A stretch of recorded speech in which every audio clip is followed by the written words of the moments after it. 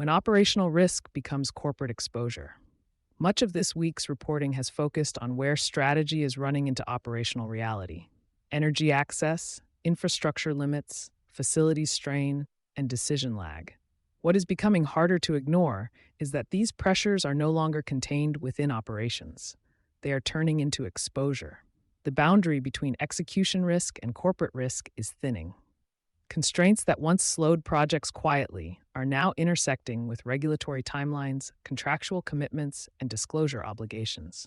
As a result, organizations are finding that issues originating in facilities, energy systems, or permitting processes are increasingly shaping legal, financial, and governance outcomes. When operational limits leave the operations box. Historically, infrastructure and facilities constraints were treated as internal execution challenges. Delays could be managed, schedules adjusted, variance explained. That framing no longer holds. Energy availability affects uptime commitments. Permitting delays push revenue recognition. Workforce gaps create compliance and safety exposure. Once operational limits intersect with formal obligations, contracts, regulations, or public commitments, they stop being operational issues. They become enterprise risk. Regulatory expectations are not adjusting to constraint. At the same time, regulatory and enforcement frameworks are tightening rather than easing. Environmental, safety, and disclosure requirements continue to expand, even as infrastructure development becomes slower and more complex. Agencies such as the U.S. Environmental Protection Agency, EPA, and state-level regulators are placing greater emphasis on documentation, timeliness, and accountability.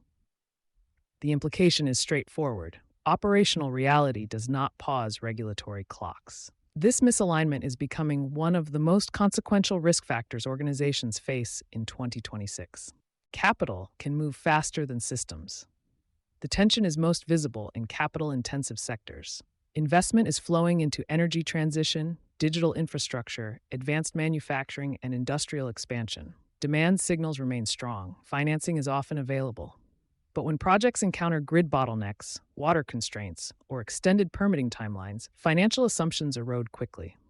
Schedules slip, costs rise, risk profiles shift. Decision lag is amplifying the risk. Earlier this week, reporting identified decision lag as a growing liability. That lag becomes more dangerous when operational limits carry regulatory or financial consequences.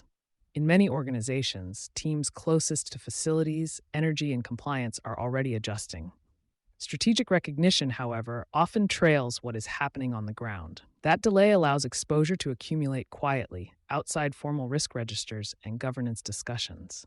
Why this is escalating now? What elevates this moment is not the novelty of constraint, but how quickly it is migrating into areas of accountability. Operational limits are no longer just affecting execution.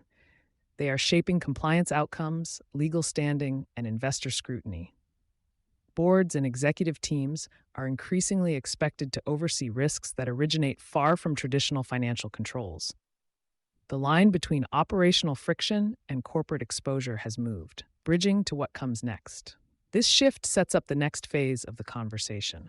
As operational limits harden into exposure, attention inevitably turns to enforcement, liability, and accountability. How regulators respond, how courts interpret delay and disclosure, and how organizations are expected to demonstrate control in systems they do not fully command. That transition is already underway. What begins as operational strain rarely ends there. And in 2026, the consequences of that strain are becoming harder to contain. You've been listening to Sustainability Soundbites by Environment and Energy Leader. For partnership opportunities, please reach out to our team.